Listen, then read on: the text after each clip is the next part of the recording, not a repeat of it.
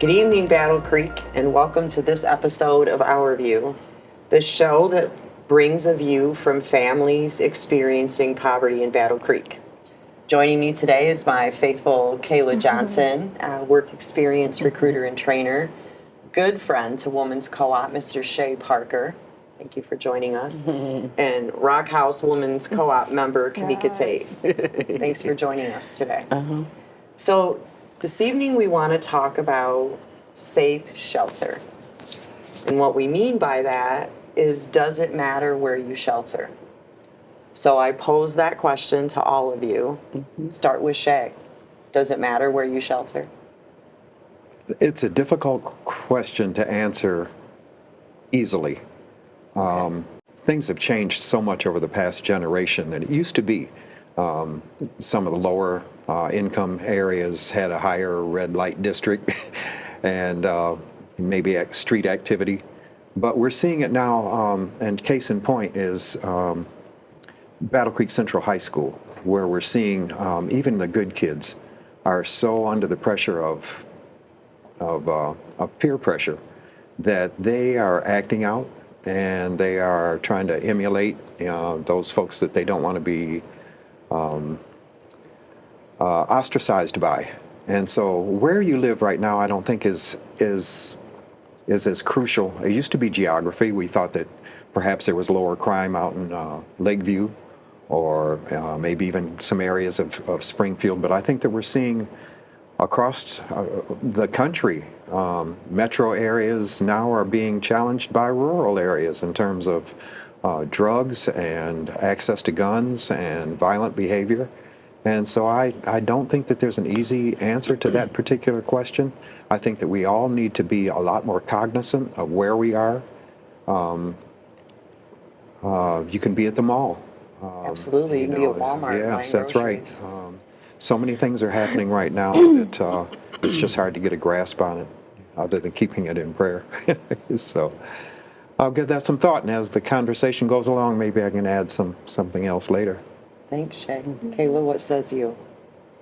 Yeah, so I think that does matter, like 100%. Like, yeah, even like what Chase said about the crime is like spreading through the city, which is one thing, but like regardless of where you are in the city, at this point, I guess if it is spreading that way, it's crucial 100% to where you're living, because even at this point, like you can be in your home and be asleep and people are shooting through your windows and Well, killing. that's my point. Like those, like, yes, it's 100% important. Like I had, where I was living, somebody was murdered upstairs. And when the cops came down to check on everybody, asked if the bullets came through the floor. So in my brain, I can't sleep because I'm scared it's going to happen again. I've got babies, we've got work, we've got school, we have all these things to do. So if you're living in a situation or a place where this is happening more frequently than others, you're going to be tired. And everybody, regardless of skin color, who you are, everybody knows what it's like to have sleep deprivation. Everybody knows what it's like to be tired. So when you're tired, the next day looks like what? Dragging butt, running late. Like your brain isn't firing the way it should be. It's because you're disturbed. Right. You didn't get the rest you needed. So if you're not safe or you don't feel safe where you are, everything from there is going to follow, and not always in a very healthy way. Kamika? Yes, I feel like it has a lot to do with where you live.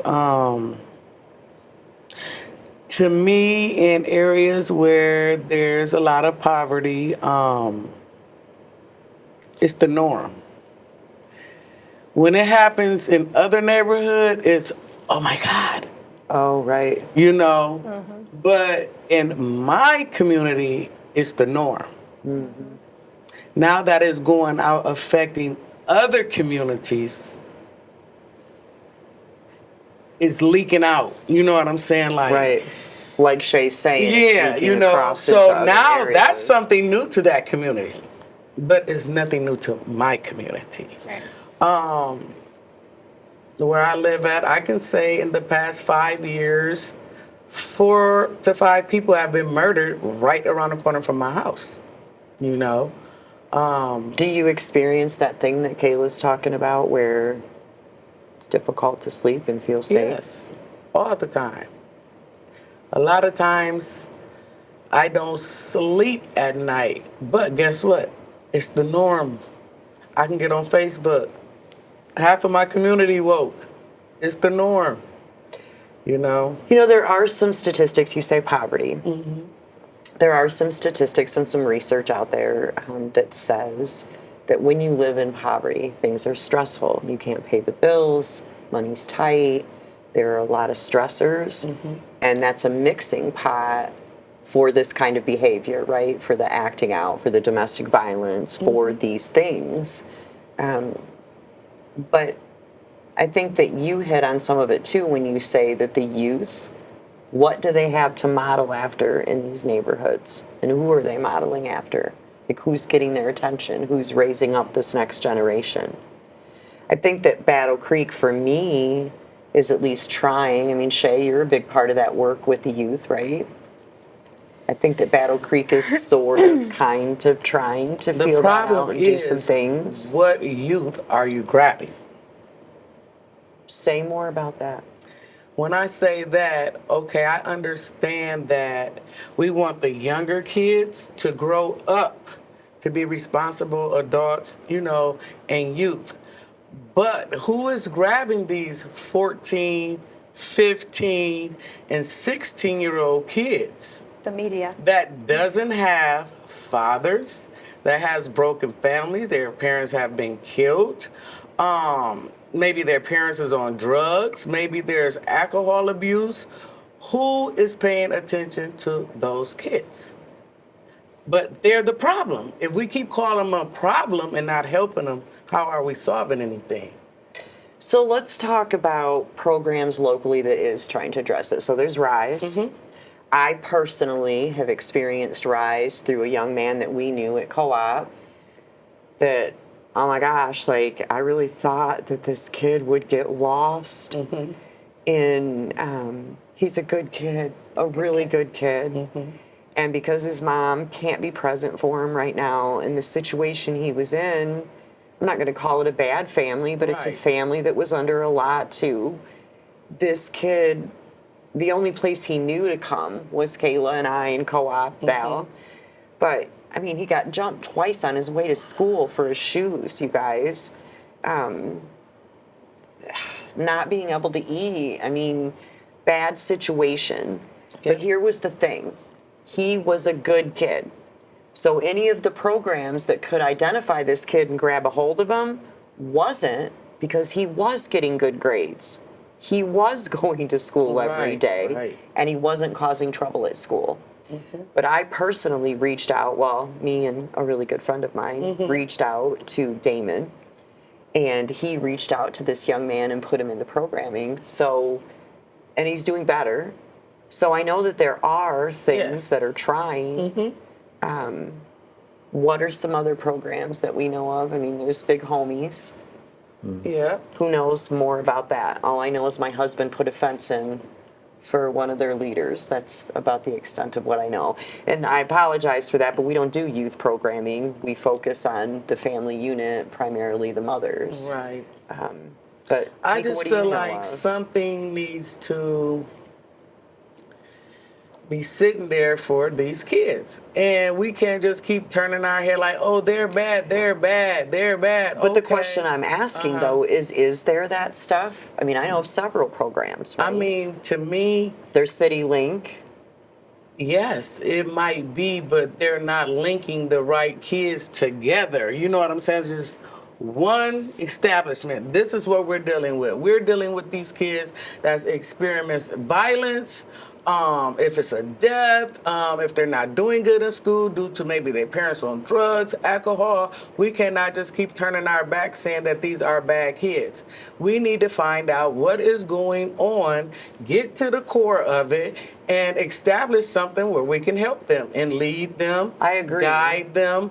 And I understand the other programs that they have, and they're doing a wonderful job with those kids, but it's a target area of kids that need to be grabbed, or we're gonna lose That them. aren't getting grabbed by those things. Exactly. Do we know why? And they're then not the getting older grabbed by that these they programs? get, the younger kids, we need to have role models in place, and we need to start with that group of kids. We cannot just keep turning our backs. I think they do get forgotten. Oh, sorry.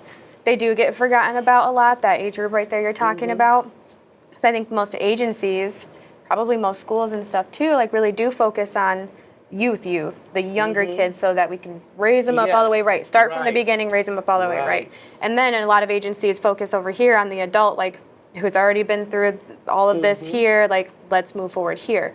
So these kids right here, which is why I said the media, I feel like even with having great role models, because of the influence of the media, I think that takes a lot, like it has precedent over Teresa sitting here, you sitting here, you sitting here, and modeling and showing them, and even getting them to engage with you can easily turn into a TikTok video. And, you know, Exactly. which is, you know, that's cool, but I think the media is definitely something that's really, really difficult with that age group especially.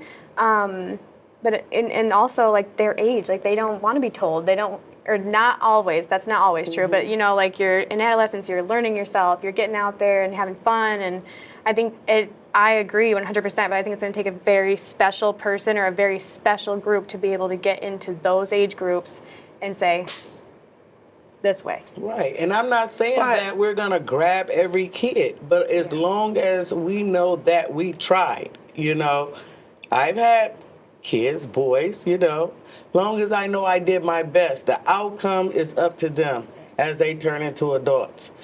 But one thing that I do know as a parent, I tried to do what I needed to do for my kids. If it was counseling, staying in sports, being active, a part of their life, in programming. I have my kids in programming. They stayed in sports all their life. When they become adults, as long as I know that I taught you these things.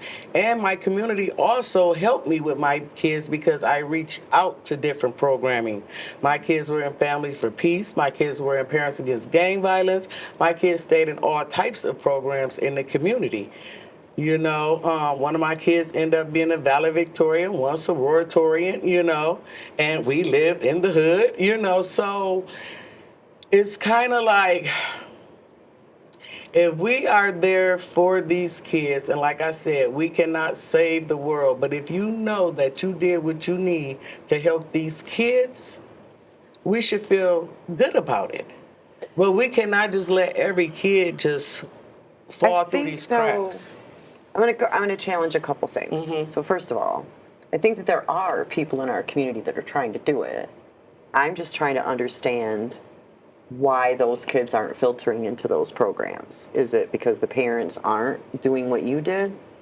So that's the first thing I want to challenge. And think about it for a minute, because we ought to answer that. But also, what about a child who's 2 years old, who lives in a neighborhood where she experiences her mother's murder in front of her, and then her father's, while she's at that, I mean, you were 2. Yep, my mom got killed when I was 2. My dad got killed when I was 18. So experiencing those things, I mean, you're saying, like, we've got to reach out to these kids, you know, need us. The reason I But say what did a that, 2-year-old do to put herself in that situation other than being in a place that just wasn't safe, where there were situations, right? true, and that's why. And what happens to that trauma? Right. I mean, I know you and love you. And you, like I said in the beginning of the show, are a rock star, Kamika. But when I look at the trauma that you've had to live, I mean, where does that go? Like, it's got to have a place to go, right? I was raised by the best grandparents in the world. They never cussed in front of us, argued. We went to church. We had values. We ate dinner at the table. We couldn't go out the yard. There were rules, you know. All those grandparents are gone. Now the grandparents are, what, 30, 20? It seemed like after 1989, baby boom, things just went haywire. I feel like a lot of the parents today, even, you know, it could have been me. It's a lot of training. It's a lot of information out there that is not aware to people. And I can say, like, I told like 4 people about a training. Where they at? Right in the program. We finna graduate. Because I know by me being with the co-op and networking with you guys, and I just want to say thank you. But information needs to get out there. You know, I mean, we could sit here and we can talk, and we need to implement some things. And a lot of times, I believe that the kids aren't going into certain programs because it's them certain programs. It's certain programs that they need. You know, And those aren't here, is what right, you're and I saying. feel like they need more attention. They might not even need to be with those kids that's learning to be productive adults in life, because they How need to get much their of this- situation together. How much of this do we say is parents? Or And lack not of parents. blaming parents, please. I'm not trying to blame parents here. I'm saying parents that are under pressure, parents that are single, parents that might not have those grandparents who gave them the foundation to know I need to get my kids in these programs, maybe parents who can't. Like, how much of this do we also need to support parents and families? I think we need to support families, parents, and I also think that, you know how they say it takes a village to raise a kid? Now everybody closing their door, closing their blinds. So they can Because know, why? because they don't want to deal with the kids Because they're why? scared. Though? Because they're scared. Which is the Right. foundation of the show. Like, Right. does where you shelter matter? Right. On that, we're working with parents who are afraid of their children. Things have changed so much in this last generation. Our misplaced priorities. The media has a huge effect I on believe kids that. and what they're exposed to. The music has changed. Look at the influence of not just rap, but I mean primarily rap on kids. I know that right now we're struggling with the drug pipeline coming in from Chicago and the gang mentality, the access to guns and ammunition. We've got young people that we've approached. We wanted to ask them, what would it take? What do you need? What do you see as important in your life?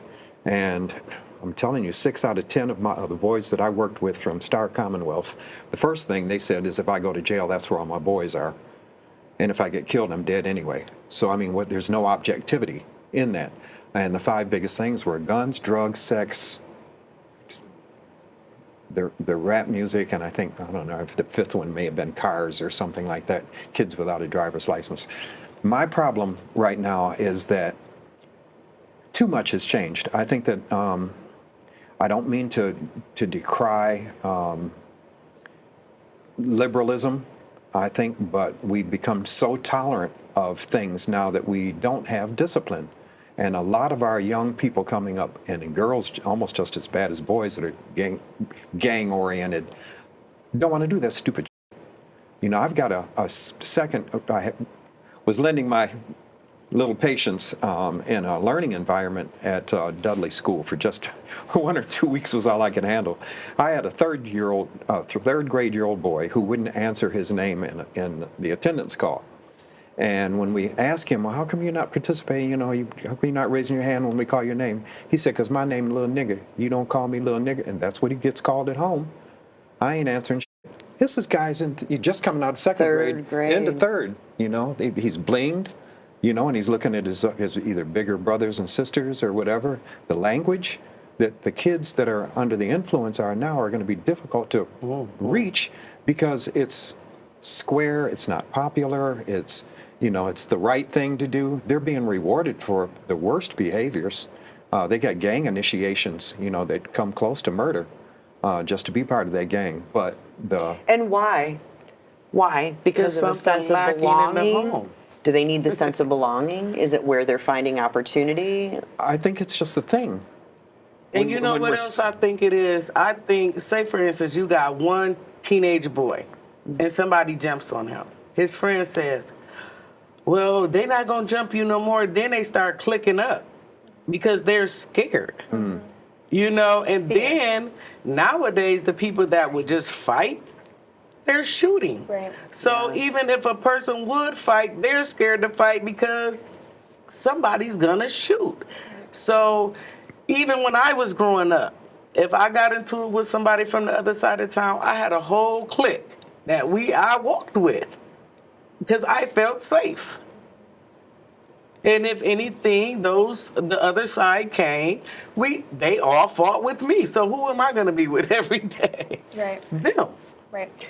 Well, I think know? too, for me, I live in Urbandale, just on the edge of Urbandale, but real near Fell Park.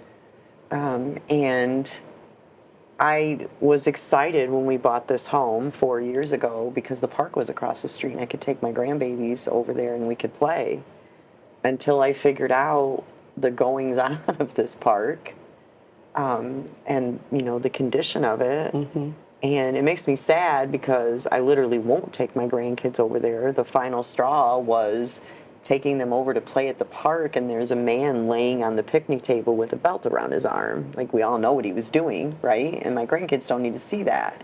That's sad that that's a park Right. across from my house. Or we think about Claude Evans Park and what the community tried to do for that park. And it's a great thing. It's a beautiful thing, right? Right. But what's happened there? Just like, a couple weeks ago when the shooting was down there. I had just left. I had just took my grandson down there. He was out there playing. And how old is your grandson? 10. 10. And I said, come on, let's go. When I got home, because I live right there off Washington on Bowen, it all broke loose.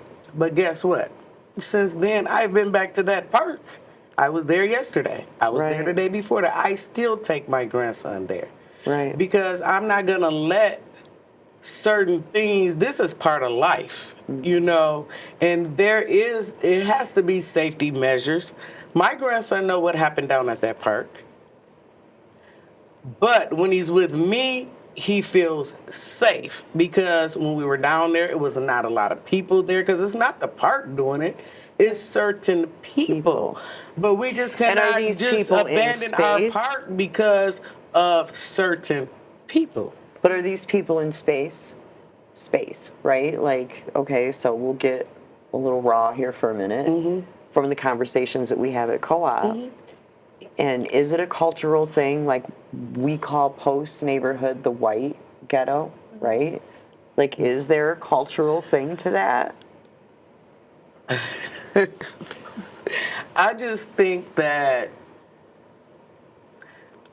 I just feel like, when everybody say hood, it's only the end of neighborhood. So everybody has a hood. You know what I'm saying? So people will look at, they live in the hood. No, neighborhood means everybody. That's just what they call their hood.